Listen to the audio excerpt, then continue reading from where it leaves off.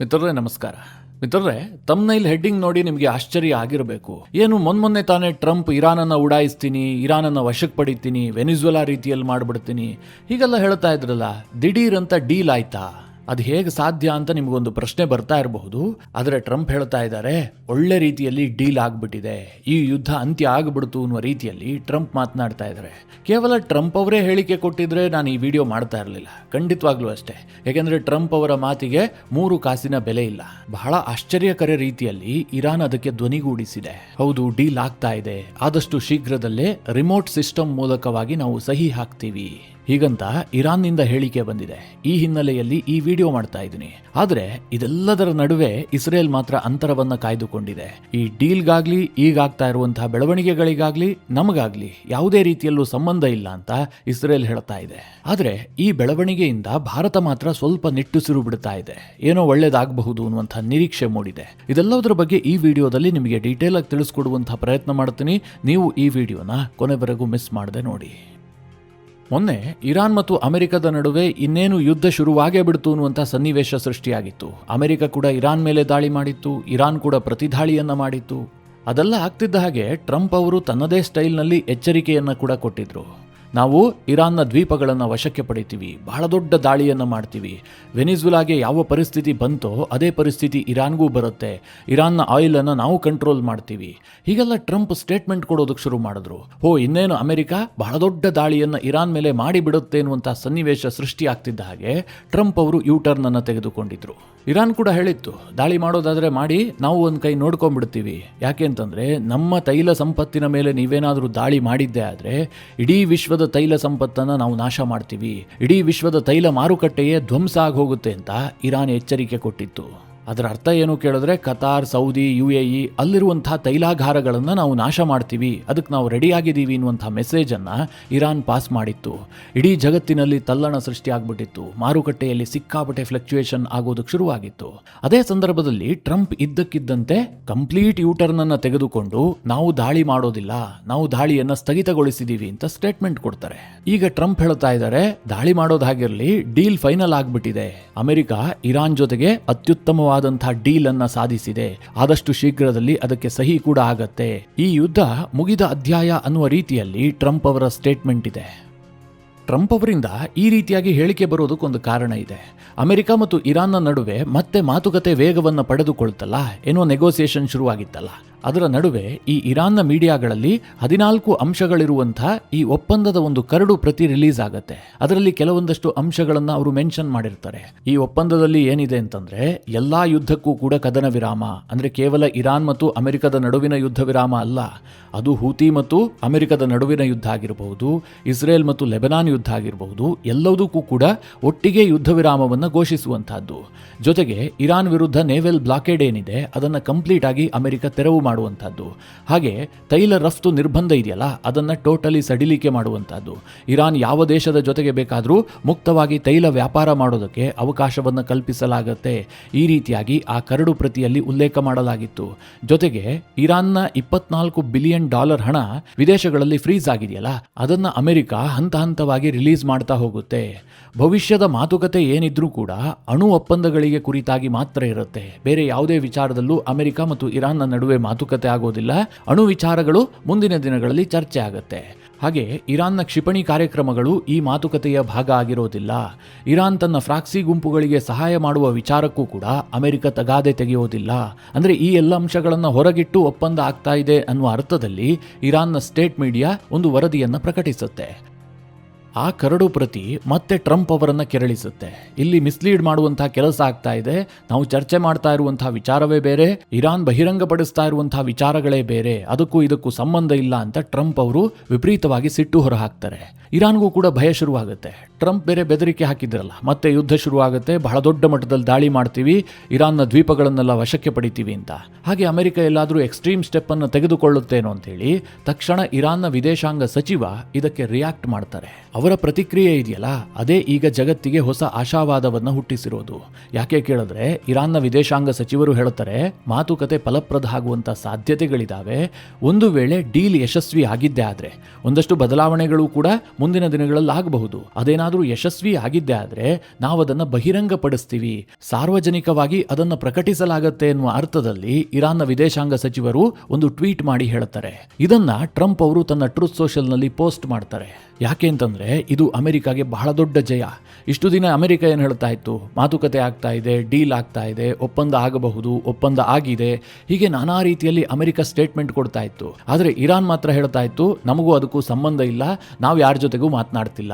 America ಹೇಳೋದಕ್ಕೂ ರಿಯಾಲಿಟಿಗೂ ಬಹಳಷ್ಟು ವ್ಯತ್ಯಾಸ ಇದೆ ಅಂತ ಇರಾನ್ ಅಮೆರಿಕದ ಯಾವ ಕ್ಲೈಮ್ಗಳನ್ನು ಕೂಡ ಒಪ್ಕೊಳ್ತಾ ಇರಲಿಲ್ಲ. ಆದರೆ ಈಗ ಇರಾನ್ನ ವಿದೇಶಾಂಗ ಸಚಿವರೇ ಹೇಳ್ತಾ ಇದ್ದಾರೆ, ಮಾತುಕತೆ ಫಲಪ್ರದ ಆಗುವಂತ ಹಂತದಲ್ಲಿದೆ, ಅದಾಗಿದ್ದೇ ಆದರೆ ನಾವು ಬಹಿರಂಗಪಡಿಸ್ತೀವಿ. ಈಗ ಚರ್ಚೆ ಆಗ್ತಾ ಇರುವಂತಹ ವಿಚಾರಗಳಿಗೆ ಕಿವಿ ಕೊಡಬಾರ್ದು. ಇದರ ಅರ್ಥ ಏನು? ಇರಾನ್ನ ಮೀಡಿಯಾಗಳಲ್ಲಿ ಚರ್ಚೆ ಆದಂತಹ ವಿಚಾರಗಳಿದಾವಲ್ಲ, ಆ ಕರಡು ಪ್ರತಿ ಏನು ರಿಲೀಸ್ ಆಯ್ತಲ್ಲ, ಅದು ಸತ್ಯ ಅಲ್ಲ, ಅದಕ್ಕೂ ಇದಕ್ಕೂ ಸಂಬಂಧ ಇಲ್ಲ ಅನ್ನುವ ಅರ್ಥದಲ್ಲಿ ಇರಾನ್ನ ವಿದೇಶಾಂಗ ಸಚಿವರು ಹೇಳಿಕೆ ಕೊಡ್ತಾರೆ. ಅದರ ಜೊತೆಗೆ ಅವರು ಇನ್ನೊಂದು ಅಂಶವನ್ನು ಕೂಡ ಮೆನ್ಷನ್ ಮಾಡಿದ್ದಾರೆ. ಒಂದು ವೇಳೆ ಈ ಒಪ್ಪಂದ ಫೈನಲ್ ಆಗಿದ್ದೇ ಆದರೆ ಡಿಜಿಟಲ್ ಸಹಿ ಮೂಲಕವಾಗಿ, ರಿಮೋಟ್ ಸಿಸ್ಟಮ್ ಮೂಲಕ ಈ ಒಪ್ಪಂದಕ್ಕೆ ಸಹಿ ಹಾಕ್ತೀವಿ. ಅಂದ್ರೆ ಅಮೆರಿಕದವರು ಎಲ್ಲಿರ್ತಾರೋ ಅಲ್ಲೇ ಇರ್ತಾರೆ, ಇರಾನ್ನವರು ಎಲ್ಲಿರ್ತಾರೋ ಅಲ್ಲೇ ಇರ್ತಾರೆ, ಅಲ್ಲೇ ಕೂತ್ಕೊಂಡು ಈ ಒಪ್ಪಂದಕ್ಕೆ ಡಿಜಿಟಲ್ ಸಹಿ ಹಾಕುವಂತಹದ್ದು. ಎರಡೂ ದೇಶಗಳು ಸೇಮ್ ಟೈಮ್ ಇಡೀ ವಿಶ್ವದೆದುರು ಆ ಒಪ್ಪಂದವನ್ನು ಬಹಿರಂಗಗೊಳಿಸೋದು. ಈ ರೀತಿಯಾಗಿ ಒಪ್ಪಂದ ಆಗುವಂತಹ ಸಾಧ್ಯತೆ ಇದೆ ಅಂತ ಇರಾನ್ನ ವಿದೇಶಾಂಗ ಸಚಿವರೇ ಸ್ಟೇಟ್ಮೆಂಟ್ ಕೊಡ್ತಾ ಇದ್ದಾರೆ. ಯಾವಾಗ ಇರಾನ್ ಬಾಯಲ್ಲಿ ಈ ಮಾತು ಬಂತೋ, ಡೀಲ್ ಫೈನಲ್ ಆಗಬಹುದು ಅನ್ನುವಂತಹ ನಿರೀಕ್ಷೆ ಇಡೀ ಜಗತ್ತಿಗೆ ಮೂಡಿದೆ. ಇನ್ನು ಅಮೆರಿಕದ ಮಾಧ್ಯಮಗಳ ವರದಿಯನ್ನ ಆಧರಿಸಿ ಹೇಳೋದಾದ್ರೆ, ಇದೇ ಭಾನುವಾರ ಅಂದ್ರೆ ನಾಳೆ ದಿನ JD ವ್ಯಾನ್ಸ್ ಮತ್ತು ಇರಾನ್ನ ವಿದೇಶಾಂಗ ಸಚಿವ ಅಬ್ಬಾಸ್ ಅರಾಕ್ಚಿ ಅಥವಾ ಮೊಹಮ್ಮದ್ ಬಗೇರ್ ಗಾಲಿಬಾಫ್, ಇರಾನ್ನ ಸ್ಪೀಕರ್ ಇದಾರಲ್ಲ, ಅವರು ಈ ಒಪ್ಪಂದಕ್ಕೆ ಸಹಿ ಮಾಡುವಂತ ಸಾಧ್ಯತೆಗಳಿದಾವೆ. ಹೀಗಂತ ಅಮೆರಿಕದ ಮಾಧ್ಯಮಗಳು ಬಿಂಬಿಸ್ತಾ ಇದ್ದಾವೆ. ಇದರ ಜೊತೆಗೆ ಅಮೆರಿಕದ ಮಾಧ್ಯಮಗಳು US ಅಫಿಷಿಯಲ್ಸ್ ಕೊಟ್ಟಂತಹ ಮಾಹಿತಿಯನ್ನ ಆಧರಿಸಿ ಈ ಒಪ್ಪಂದದ ಕೆಲ ಅಂಶಗಳನ್ನು ಪ್ರಕಟಿಸಿದಾವೆ. ಅದರಲ್ಲಿ ಪ್ರಮುಖವಾಗಿ 4 ಅಂಶಗಳನ್ನ ಇರಾನ್ನ ಮುಂದೆ ಅಮೆರಿಕ ಇಟ್ಟಿದೆ. ಇರಾನ್ ಕೂಡ ಬಹುತೇಕ ಅದಕ್ಕೆ ಒಪ್ಪಿಕೊಂಡಿದೆ ಅಂತ ಅಮೆರಿಕದ ಮಾಧ್ಯಮಗಳು ಕ್ಲೈಮ್ ಮಾಡ್ತಾ ಇದ್ದಾವೆ. ಆ 4 ಅಂಶಗಳೇನು ಕೇಳಿದ್ರೆ, ಇರಾನ್ನ ಅಣು ಕಾರ್ಯಕ್ರಮವನ್ನ ಟೋಟಲಿ ಸ್ಥಗಿತ ಮಾಡುವಂತಹದ್ದು. ಇರಾನ್ ಮುಂದಿನ ದಿನಗಳಲ್ಲಿ ಯಾವುದೇ ರೀತಿಯಲ್ಲೂ ಕೂಡ ಯುರೇನಿಯಂ ಎನ್ರಿಚ್ಮೆಂಟ್ ಪ್ರೋಗ್ರಾಮ್ ಅನ್ನ ಕೈಗೆತ್ತಿಕೊಳ್ಳೋದಿಲ್ಲ. ಅದರ ಜೊತೆಗೆ ಈಗಾಗಲೇ ಎನ್ರಿಚ್ ಆಗಿರುವಂತಹ ಯುರೇನಿಯಂ ಇದೆಯಲ್ಲ, ಇರಾನ್ನ ಬಳಿಯಲ್ಲಿ ಸರಿಸುಮಾರು 400 kgಯಷ್ಟು 60% ಎನ್ರಿಚ್ ಆದಂತಹ ಯುರೇನಿಯಂ ಇದೆ ಅಂತ ಅಮೆರಿಕ ಊಹೆ ಮಾಡ್ತಾ ಇದೆ. ಇದನ್ನ ಇನ್ನೇನಾದ್ರೂ 30% ಎನ್ರಿಚ್ ಮಾಡಿದ್ದೆ ಆದ್ರೆ ಅದು ವೆಪನ್ ಗ್ರೇಡ್ಗೆ ಕನ್ವರ್ಟ್ ಆಗ್ಬಿಡುತ್ತೆ. ಅದು ಇಸ್ರೇಲ್ಗೂ ಭಯ ಇದೆ, ಅಮೆರಿಕಾಗೂ ಭಯ ಇದೆ. ಅದನ್ನೇನಾದ್ರೂ ಮಾಡಿ ನಾಶ ಮಾಡಬೇಕು ಅನ್ನುವಂಥದ್ದು ಅಮೆರಿಕದ ಉದ್ದೇಶ ಆಗಿತ್ತು. ಈಗ ಅಮೆರಿಕ ಈ ಒಪ್ಪಂದದ ಮೂಲಕ ಏನು ಹೇಳ್ತಾ ಇದೆ ಅಂತಂದ್ರೆ, ಆ ಎನ್ರಿಚ್ ಆದಂತಹ ಯುರೇನಿಯಂ ಇದೆಯಲ್ಲ, ಅದನ್ನ ಇರಾನ್ನಿಂದ ಹೊರಗೆ ಸಾಗಿಸಬೇಕು ಅಥವಾ ಇರಾನ್ನ ಒಳಗೆ ಅದನ್ನ ನಾಶ ಮಾಡಬೇಕು. ಇದು ಕೂಡ ಒಪ್ಪಂದದ ಭಾಗ ಆಗಿದೆ ಅಂತ ಅಮೆರಿಕದ ಮಾಧ್ಯಮಗಳು ಹೇಳ್ತಾ ಇದ್ದಾವೆ. ಹಾಗೆ ಬಹಳ ದೀರ್ಘಕಾಲದವರೆಗೆ ಇರಾನ್ನ ಒಳಗೆ ಅಂತಾರಾಷ್ಟ್ರೀಯ ಪರಿಶೀಲನೆಗಳು ನಡೀಬೇಕು. ಈಗ ಇರಾನ್ ನ್ಯೂಕ್ಲಿಯರ್ ಪ್ರೋಗ್ರಾಮ್ ಅನ್ನ ಕೈ ಬಿಟ್ಟಿದೀವಿ ಅಂತ ತಕ್ಷಣಕ್ಕೆ ನಾವು ಅದನ್ನು ಒಪ್ಪೋದಿಲ್ಲ. ಅಲ್ಲಿ ಪರಿಶೀಲನೆಗಳಾಗಬೇಕು. ಯಾರು ಪರಿಶೀಲನೆ ಮಾಡೋರು ಕೇಳಿದ್ರೆ, ಇಂಟರ್ನ್ಯಾಷನಲ್ ಟೀಮ್ ಅಲ್ಲಿ ಹೋಗುತ್ತೆ. ಇರಾನ್ ಯುರೇನಿಯಂ ಎನ್ರಿಚ್ಮೆಂಟ್ ಅನ್ನ ನಿಲ್ಲಿಸಿದೆಯಾ, ಅವರ ಅಣು ಪ್ರೋಗ್ರಾಮ್ ಯಾವ ರೀತಿಯಾಗಿದೆ, ಎನ್ರಿಚ್ ಯುರೇನಿಯಂನ ಸ್ಥಿತಿ ಏನಾಗಿದೆ, ಎಲ್ಲವುದನ್ನೂ ಕೂಡ ಅಂತಾರಾಷ್ಟ್ರೀಯ ಟೀಮ್ ಬಹಳ ದೀರ್ಘಕಾಲದವರೆಗೆ ಪರಿಶೀಲನೆಯನ್ನ ನಡೆಸೋದಕ್ಕೆ ಇರಾನ್ ಒಪ್ಪಿಕೊಳ್ಳಬೇಕು. ಇದರ ಜೊತೆಗೆ ಅಮೆರಿಕದ ಇನ್ನೊಂದು ಮುಖ್ಯ ಷರತ್ತೇನು ಕೇಳಿದ್ರೆ, ಈ ಫ್ರಾಕ್ಸಿ ಗುಂಪುಗಳಿಗೆ ಯಾವುದೇ ಕಾರಣಕ್ಕೂ ಕೂಡ ಬೆಂಬಲ ಕೊಡಬಾರದು. ಅದು ಹಣಕಾಸಿನ ಸಹಾಯ ಇರಬಹುದು ಅಥವಾ ಶಸ್ತ್ರಾಸ್ತ್ರದ ಸಹಾಯ ಇರಬಹುದು. ಎರಡನ್ನೂ ಕೂಡ ಇರಾನ್ ನಿಲ್ಲಿಸಬೇಕು ಅಂತ ಅಮೆರಿಕ ಈ ಒಪ್ಪಂದದಲ್ಲಿ ಷರತ್ತನ್ನ ವಿಧಿಸಿದೆ ಅಂತ ಅಮೆರಿಕದ ಮಾಧ್ಯಮಗಳೇ ಹೇಳ್ತಾ ಇದ್ದಾವೆ. ಇಲ್ಲಿ ಗಮನಿಸಬೇಕಾದ ಅಂಶ ಏನು ಕೇಳಿದ್ರೆ, ಈಗ ಇರಾನು ಹೇಳ್ತಾ ಇರಬಹುದು, ಅಮೆರಿಕ ಕೂಡ ಹೇಳ್ತಾ ಇರಬಹುದು, ಒಪ್ಪಂದದ ಸನಿಹದಲ್ಲಿದ್ದೀವಿ, ಆದಷ್ಟು ಶೀಘ್ರದಲ್ಲಿ ಅದಕ್ಕೆ ಸಹಿ ಮಾಡಿ ಘೋಷಣೆ ಮಾಡ್ತೀವಿ ಅಂತ. ಆದ್ರೆ ಅಂತಿಮ ಷರತ್ತುಗಳಲ್ಲಿ ಸಾಕಷ್ಟು ವೈರುಧ್ಯತೆ ಇರೋದು ಈಗಲೂ ಕೂಡ ಕಂಡು ಬರ್ತಾ ಇದೆ. ಇರಾನ್ ಈವರೆಗೆ ತನ್ನ ಅಣು ಪ್ರೋಗ್ರಾಮ್ ಅನ್ನ ಟೋಟಲಿ ನಿಲ್ಲಿಸಿದೀವಿ ಅಂತ ಹೇಳೋದಕ್ಕೆ ಅವ್ರು ರೆಡಿ ಇಲ್ಲ. ಇರಾನ್ ಹೇಳ್ತಿರೋದೇನು, ನಾವು ಯುದ್ಧವನ್ನ ಈ ತಕ್ಷಣಕ್ಕೆ ನಿಲ್ಲಿಸಿ ಬಿಡೋಣ, ಈ ಅಣು ಕಾರ್ಯಕ್ರಮದ ಕುರಿತಾಗಿ ಮುಂದಿನ 60 ದಿನಗಳಲ್ಲಿ ಚರ್ಚೆ ಮಾಡಿ ಫೈನಲ್ ಆಗಿ ಅದಕ್ಕೊಂದು ಒಪ್ಪಂದಕ್ಕೆ ಬರೋಣ. ಇತರೆ ವಿಚಾರಗಳಿದಾವಲ್ಲ, ಈ ಫ್ರೋಸನ್ ಅಸೆಟ್ ಅನ್ನ ಬಿಡುಗಡೆ ಮಾಡಬೇಕಾ ಬೇಡವಾ, ನೇವಲ್ ಬ್ಲಾಕೇಡ್ ಅನ್ನ ತೆರವು ಮಾಡೋದು, ಇದನ್ನೆಲ್ಲ ಈ ತಕ್ಷಣಕ್ಕೆ ಇತ್ಯರ್ಥ ಮಾಡಿಕೊಳ್ಳೋಣ ಅನ್ನುವಂಥದ್ದು ಇರಾನ್ನ ಉದ್ದೇಶ. ಆದ್ರೆ ಅಮೆರಿಕ ಅದಕ್ಕೆ ಸಿದ್ಧ ಇಲ್ಲ. ಹೀಗಾಗಿ ಗೊಂದಲಗಳು ಈ ತಕ್ಷಣದವರೆಗೂ ಕೂಡ ಇದಾವೆ. ಆದ್ರೆ ಅಮೆರಿಕ ಮತ್ತು ಇರಾನ್ ಹೇಳ್ತಿರುವ ಪ್ರಕಾರ ಡೀಲ್ ಆಲ್ಮೋಸ್ಟ್ ಫೈನಲ್ ಆಗಿದೆ ಅಂತ. ಈ ನಡುವೆ ಇಸ್ರೇಲ್ ಹೇಳ್ತಾ ಇದೆ, ನಮಗೂ ಈ ಒಪ್ಪಂದಕ್ಕೂ ಯಾವುದೇ ರೀತಿಯಲ್ಲೂ ಸಂಬಂಧ ಇಲ್ಲ, ನಾವು ಇದರಲ್ಲಿ ಭಾಗವಹಿಸ್ತಾ ಇಲ್ಲ. ಈ ಒಪ್ಪಂದಕ್ಕೆ ನೆತನ್ಯಾಹು ಅವರು ಒಪ್ಪಿಗೆಯನ್ನೂ ಸೂಚಿಸಿಲ್ಲ, ಜೊತೆಗೆ ಸಹಿಯನ್ನೂ ಕೂಡ ಹಾಕ್ತಾ ಇಲ್ಲ ಅಂತ ಸ್ಪಷ್ಟವಾಗಿ ಇಸ್ರೇಲ್ ಹೇಳ್ತಾ ಇದೆ. ಆದ್ರೆ ಟ್ರಂಪ್ ಮಾತ್ರ ಇಸ್ರೇಲ್ನ ಪ್ರಧಾನಿ ನೆತನ್ಯಾಹುಗೆ ಕರೆ ಮಾಡಿಬಿಟ್ಟು ಈ ಒಪ್ಪಂದದ ಕುರಿತಾಗಿ ಚರ್ಚೆ ಮಾಡಿದ್ದಾರೆ ಅಂತ ಮಾಧ್ಯಮಗಳು ವರದಿ ಪ್ರಕಟಿಸಿದಾವೆ. ನಾನು ನಿಮಗೆ ಮೊದಲಿನಿಂದಲೂ ಕೂಡ ಹೇಳ್ತಾ ಇದ್ದೀನಿ, ಇಸ್ರೇಲ್ಗೆ ಈ ವಿಚಾರದಲ್ಲಿ ತೃಪ್ತಿ ಇಲ್ಲ. ಅವರು ಬಯಸಿದ್ದೇ ಬೇರೆ, ಇಲ್ಲಿ ಟ್ರಂಪ್ ಮಾಡ್ತಿರೋದೇ ಬೇರೆ. ಇಸ್ರೇಲ್ ಈ ತಕ್ಷಣದಲ್ಲೂ ಕೂಡ ಏನು ಅಂದುಕೊಳ್ತಾ ಇದೆ ಗೊತ್ತಾ? ಸುದೀರ್ಘವಾಗಿ ಯುದ್ಧ ಮಾಡಿದ್ದೀವಿ, ಹತ್ತತ್ರ 2 ತಿಂಗಳ ಕಾಲ ಇರಾನನ್ನ ಆಲ್ಮೋಸ್ಟ್ ನಾಶ ಮಾಡಿಬಿಟ್ಟಿದ್ದೀವಿ. ಈಗ ಅವರು ಬಗ್ಗಿ ಶರಣಾಗುವ ಹಂತದಲ್ಲಿದ್ದಾರೆ. ಈ ಸಂದರ್ಭದಲ್ಲಿ ಒಪ್ಪಂದ ಮಾಡಿಕೊಂಡ್ರೆ ಮತ್ತೆ ಇರಾನ್ಗೆ ಸಮಯ ಸಿಗುತ್ತೆ. ಮುಂದಿನ 10 ವರ್ಷ 15 ವರ್ಷದಲ್ಲಿ ಇರಾನ್ ಮತ್ತೆ ಎದ್ದು ನಿಲ್ಲುತ್ತೆ. ನಾವು ಮಾಡಿದಂತಹ ಇಷ್ಟೊಂದು ದೊಡ್ಡ ಯುದ್ಧ ಟೋಟಲಿ ವ್ಯರ್ಥ ಆಗತ್ತೆ ಅನ್ನುವಂಥದ್ದು ಇಸ್ರೇಲ್ನ ಭಾವನೆ. ಅದನ್ನು ಅಮೆರಿಕಾಗೆ ಕನ್ವೆ ಮಾಡೋದಕ್ಕೆ ಅವರು ಯತ್ನ ಮಾಡ್ತಾ ಇದ್ದಾರೆ. ಆದರೆ ಟ್ರಂಪ್ ಇದಕ್ಕೆ ರೆಡಿ ಇಲ್ಲ. ಆಂತರಿಕ ಒತ್ತಡವನ್ನು ಎದುರಿಸೋದಕ್ಕೆ ಟ್ರಂಪ್ಗೆ ಸಾಧ್ಯ ಆಗ್ತಾ ಇಲ್ಲ. ಮಿಡ್ ಟರ್ಮ್ ಎಲೆಕ್ಷನ್ ಬೇರೆ ಬಂತು. ಈ ನಡುವೆ ಅಮೆರಿಕದಲ್ಲಿ ವಿಪರೀತವಾಗಿ ಇನ್ಫ್ಲೇಷನ್ ಆಗ್ತಾ ಇದೆ. ನಾನು ಬೆಲೆ ಏರಿಕೆಯನ್ನು ಕಡಿಮೆ ಮಾಡ್ತೀನಿ, ನನ್ನ ರಾಜ್ಯದಲ್ಲಿ ಎಲ್ಲವೂ ಕೂಡ ಸುಭಿಕ್ಷವಾಗಿರುತ್ತೆ ಅಂತ ಟ್ರಂಪ್ ಹೇಳ್ಕೊಳ್ತಾ ಇದ್ರಲ್ಲ, ಅದಕ್ಕೆ ವ್ಯತಿರಿಕ್ತವಾಗಿ ಅಮೆರಿಕದಲ್ಲಿ ಪರಿಸ್ಥಿತಿ ನಿರ್ಮಾಣ ಆಗಿದೆ. ಹೀಗಾಗಿ ಈ ಮಿಡ್ ಟರ್ಮ್ ಎಲೆಕ್ಷನ್ ವೇಳೆ ಇದೆಲ್ಲವೂ ಕೂಡ ದೊಡ್ಡ ಮಟ್ಟದಲ್ಲಿ ಪರಿಣಾಮ ಬೀರುತ್ತೆ ಅಂತ ಟ್ರಂಪ್ ಈ ಯುದ್ಧಕ್ಕೆ ಬ್ರೇಕ್ ಹಾಕೋದಕ್ಕೆ ಬಯಸಿದ್ದಾರೆ. ಟ್ರಂಪ್ಗೆ ಬೇಕಾಗಿರೋದಿಷ್ಟೇ, ಇರಾನ್ ಈ ಒಪ್ಪಂದಕ್ಕೆ ಸಹಿ ಹಾಕಿದೆ, ಹಾಗೆ ಇರಾನ್ ತನ್ನ ಅಣ್ವಸ್ತ್ರ ಕಾರ್ಯಕ್ರಮವನ್ನ ಟೋಟಲಿ ನಿಲ್ಲಿಸಿದೆ. ಇರಾನ್ ಭವಿಷ್ಯದಲ್ಲಿ ಯಾವತ್ತೂ ಕೂಡ ಅಣ್ವಸ್ತ್ರ ದೇಶ ಆಗೋದಿಲ್ಲ. ಅದಕ್ಕೆ ಕಾರಣ ಯಾರು ಕೇಳಿದ್ರೆ ಟ್ರಂಪ್. ಇದಿಷ್ಟು ಸುದ್ದಿ ಜನರಿಗೆ ಕನ್ವೆ ಆಗಬೇಕು. ಅದಕ್ಕೋಸ್ಕರವಾಗಿ ಟ್ರಂಪ್ ಯತ್ನ ಮಾಡ್ತಾ ಇದ್ದಾರೆ. ಆ ರೀತಿಯ ಡೀಲ್ ಅನ್ನು ಸಾಧಿಸೋದಕ್ಕೆ ಟ್ರಂಪ್ ಅವರ ಅಷ್ಟೂ ಪ್ರಯತ್ನಗಳಿದಾವೆ.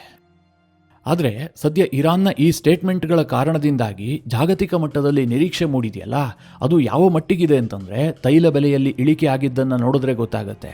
ಇವತ್ತು ನಾನು ಈ ವಿಡಿಯೋ ರೆಕಾರ್ಡ್ ಮಾಡುವಂತಹ ಈ ಸಂದರ್ಭದಲ್ಲಿ ಬ್ರೆಂಟ್ ಕ್ರೂಡ್ ಆಯಿಲ್ ಪ್ರೈಸ್ ಪ್ರತಿ ಬ್ಯಾರಲ್ಗೆ $87ಗೆ ಇಳಿದಿದೆ. ಇದು ಏಪ್ರಿಲ್ 16-17 ನಂತರ ಅತ್ಯಂತ ಕಡಿಮೆ ಬೆಲೆ. ಈ ಯುದ್ಧ ಶುರುವಾಗುವಂತಹ ಸಂದರ್ಭದಲ್ಲಿ ಪ್ರತಿ barrel Brent crude oil price $67-68 ಇತ್ತು. ಅನಂತರದಲ್ಲಿ $120-124 ಕೂಡ ತಲುಪಿತ್ತು. ಈಗ ಈ ಒಪ್ಪಂದದ ಸುದ್ದಿಯ ಕಾರಣದಿಂದಾಗಿ ಮತ್ತೆ $87ಗೆ ಇಳಿದಿದೆ. ಮಿತ್ರರೇ, ಒಂದು ವೇಳೆ ಒಪ್ಪಂದಕ್ಕೆ ಇಬ್ಬರು ಸಹಿ ಹಾಕಿದ್ದೇ ಆದರೆ ಮತ್ತೆ ಇದು $70 ಸಮೀಪಕ್ಕೆ ಬರುತ್ತೆ. ಇದರ ಲಾಭ ಅಮೆರಿಕಾಗೆ ಏನಾಗುತ್ತೆ, ಇರಾನ್ಗೆ ಏನಾಗುತ್ತೆ ನನಗಂತೂ ಗೊತ್ತಿಲ್ಲ. ಆದರೆ ಭಾರತಕ್ಕಂತೂ ಬಹಳ ದೊಡ್ಡ ಲಾಭ ಆಗುತ್ತೆ. ಈ ಯುದ್ಧದಲ್ಲಿ ಭಾರತದ ಯಾವುದೇ ಸ್ಟೇಕ್ಸ್ ಇರಲಿಲ್ಲ. ನಮಗೆ ಈ ಯುದ್ಧದಿಂದ ಏನೂ ಆಗಬೇಕಾಗಿರಲಿಲ್ಲ.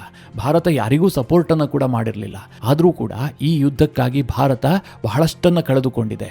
ಈ ಒಂದು ಸ್ವಲ್ಪ ಸಮಯದಲ್ಲೇ ಭಾರತ ಲಕ್ಷಾಂತರ ಕೋಟಿಯನ್ನು ಕಳೆದುಕೊಂಡಿದೆ. ನಾನು ಮೊನ್ನೆ ಒಂದು ವಿಡಿಯೋದಲ್ಲಿ ನಿಮಗೆ ಹೇಳಿದ್ದೆ, ಭಾರತ ಸರ್ಕಾರಕ್ಕೆ ತೈಲ ಬೆಲೆ ಏರಿದ ಕಾರಣದಿಂದಾಗಿ 1,24,000 ಕೋಟಿ ನಷ್ಟ ಆಗಿದೆ ಅಂತ. ಈಗ ಯುದ್ಧ ನಿಂತಿದ್ದೇ ಆದರೆ ಹರ್ಮೋಸ್ ಓಪನ್ ಆಗುತ್ತೆ, ತೈಲ ವ್ಯಾಪಾರ ಮತ್ತೆ ಮುಕ್ತವಾಗಿ ನಡೆಯುತ್ತೆ. ಜೊತೆಗೆ ಇರಾನ್ ಮತ್ತು ಅಮೆರಿಕದ ನಡುವೆ ಒಂದು ಉತ್ತಮವಾದಂತಹ ಡೀಲ್ ಆಗಿದ್ದೇ ಆದರೆ ಭಾರತ ಮುಂದಿನ ದಿನಗಳಲ್ಲಿ ಇರಾನ್ನಿಂದ ಆಯಿಲ್ ಕೂಡ ಖರೀದಿ ಮಾಡಬಹುದು. ಇದೆಲ್ಲ ಭವಿಷ್ಯದ ನಮ್ಮ ಆರ್ಥಿಕ ಪ್ರಗತಿಗೆ ತುಂಬಾ ಹೆಲ್ಪ್ ಆಗುವಂತಹ ವಿಚಾರ. ಒಂದು ವೇಳೆ ಡೀಲ್ ಫೈನಲ್ ಆಗಿ ಅದು ಘೋಷಣೆ ಆಗಿದ್ದೇ ಆದರೆ ಅದ್ರ ಬಗ್ಗೆ ನಾನು ವಿವರಿಸಿ ಹೇಳುತ್ತೇನೆ. ಈ ವಿಚಾರದ ಕುರಿತಾಗಿ ನಿಮ್ಗೇನನ್ಸುತ್ತೆ? ನಿಮ್ಮ ಅನಿಸಿಕೆ ಅಭಿಪ್ರಾಯವನ್ನ ಕಮೆಂಟ್ ಮಾಡುವ ಮೂಲಕ ನಮಗೆ ತಿಳಿಸಿ. ಹಾಗೆ ನಿಮಗೆ ಈ ವಿಡಿಯೋ ಇಷ್ಟವಾದರೆ ಲೈಕ್ ಮಾಡಿ. ಜೊತೆಗೆ ನೀವಿಂದು ನಿಮ್ಮ ನೆಚ್ಚಿನ ಸಂಸ್ಕಾರ ಸೌರಭ ಯೂಟ್ಯೂಬ್ ಚಾನಲ್ನ ಸಬ್ಸ್ಕ್ರೈಬ್ ಮಾಡಿಲ್ಲ ಅಂತಾದರೆ ಈ ಕೂಡಲೇ ಸಬ್ಸ್ಕ್ರೈಬ್ ಮಾಡಿ. ಮುಂದಿನ ಎಲ್ಲ ಅಪ್ಡೇಟ್ಗಳ ನೋಟಿಫಿಕೇಷನ್ಗಾಗಿ ಬೆಲ್ ಐಕಾನ್ ಒತ್ತಿ.